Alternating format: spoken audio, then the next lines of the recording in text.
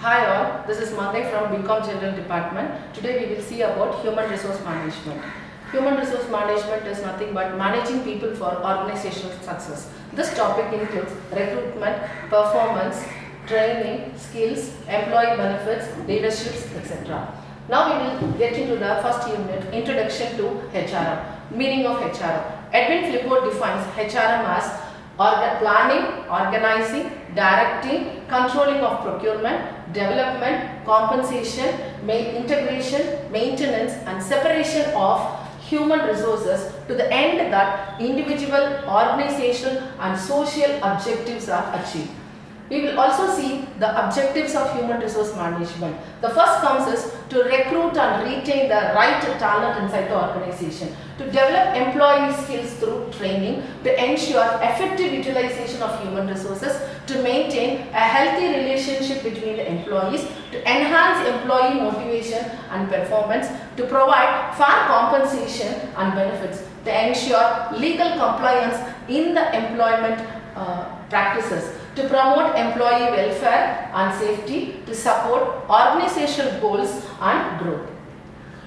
Let us see the functions of human resource management. It is divided into managerial functions and operational functions. Managerial functions consist of planning, organizing, directing and coordinating and controlling. Whereas the operational functions includes employment, human resource development, human relations and compensation. The roles of an HR manager. The HR manager acts as a policy formulator, advisory role, administrative expert, counselor. He also acts as a legal consultant, recruiter and hirer, training and development, housekeeper and an employee champion. Human resource planning. Next comes is the human resource planning, HRP. It is a strategic process that ensures an organization has the right number of employees with the necessary skills and knowledge to meet out the current and the future needs. It involves forecasting the workforce requirements and analyzing the existing workforce and developing the strategies to address any gaps or surpluses. Human resource planning process consists of various stages. The first stage comes your determining the organizational objectives. The second one is assessing the present HR capacity, and the third one is the demand and supply forecast of the HR and identifying the manpower gaps, formulation of HR action plan and training and development to the employees, and last is your evaluation and monitoring the manpower. Job analysis. The process of gathering the detailed information about the jobs is called as job analysis. It has two important titles, job description and job specification. Job description includes the title of the job, the position, the location of the job, the duties and responsibilities of the employee, to whom the employee is supposed to report to, and the work environment. Job specification includes education, work experience, skills, training and personal characteristics. Next topic is recruitment and selection. Recruitment, the process of finding and attracting the qualified applicants is called as recruitment. The major sources of recruitment is internal sources and external sources. Internal sources involves transfer, promotion, internal advertisement, lent services, extension of services and absorption of trainees. The external sources includes advertisement, casual calls, an employment exchange, education institutions, labor unions, recommendation of employees and waiting list. Selection. According to Dale Yoder, selection is the process in which candidates for employment are divided into two classes: those who are to be offered employment and those who are not to be. Thus, it ensures the organization that it has the right number of people, right kind of people at the right place and at the right time. Interview. Interview is nothing but a meeting at which somebody is asked questions to find out if they are suitable for the job or the course of the study, etc. Various types of interviews are structured interview, unstructured interview, face-to-face interview, telephonic or video interview, panel interview, group interview, behavioral interview and technical interview. Next, we go for the unit 3, that is training and development. Training and development is a twin word. We will see what training is. According to Edwin Flippo, training is the process of increasing the knowledge and skill of an employee for doing a particular job. The types of training is classified as on-the-job training and off-the-job training. On-the-job training includes the training that is given to the employees on the work floor itself. It has job rotation, audio visual, job instruction, committee assignments, apprenticeships, etc. Off-the-job training is classroom lectures, coaching, simulation, vestibule training, role play and case study. Development. Development refers to the process of improving the skill, knowledge, ability and the overall potential of the employees to help them grow both personally and professionally within the organization. The key points of developments are, it focuses on the long-term growth of the employees. It includes training, mentoring, career planning and leadership development. It also aims in preparing employees for higher responsibilities and to attain future roles. It benefits both the employees, that is the career growth, and the organization as the better performance.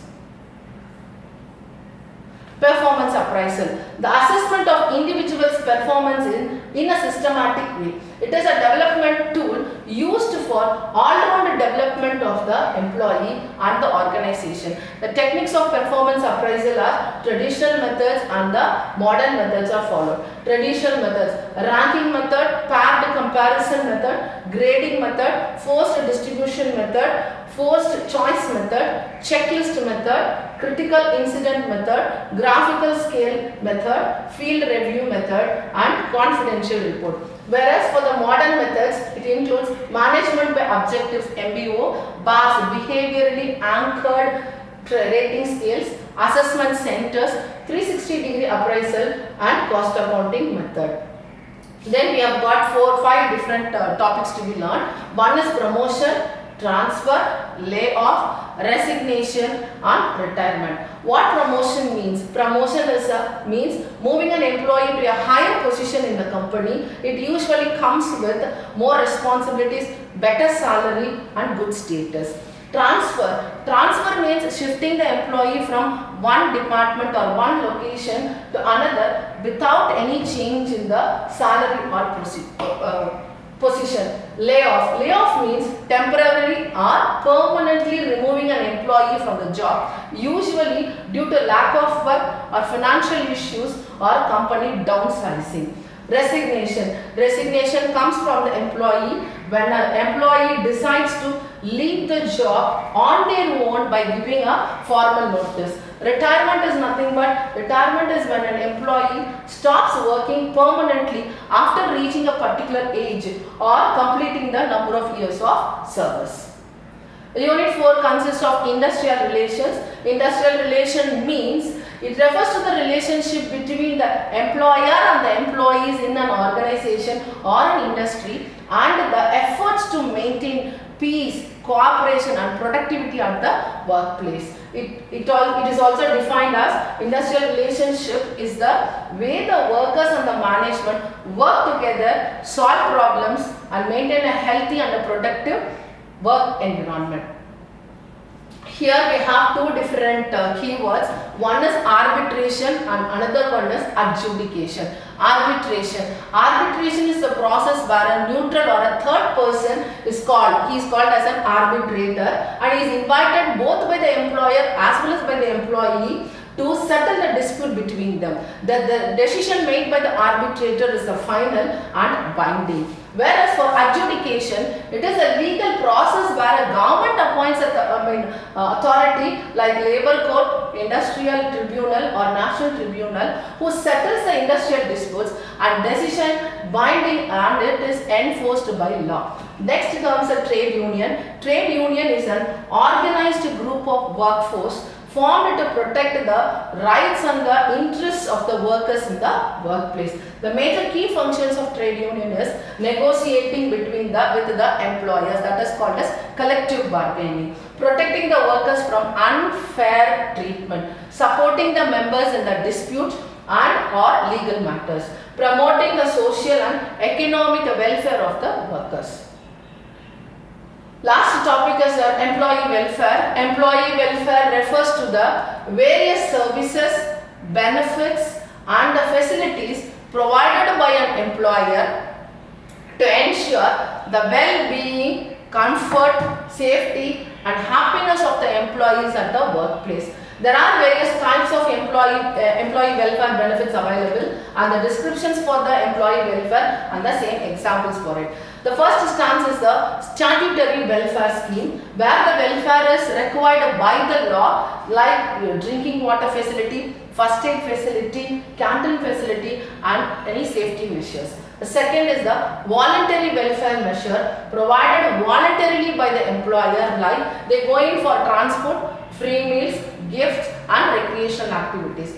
Third one is a mutual welfare, wherein it is provided by the employees for themselves by the trade union or with the help of the trade union they function in, like cooperative societies, cultural activities or clubs, saving schemes like that. Then fourth is your intramural welfare scheme. It is provided within the workplace, wherein the employees are provided with a proper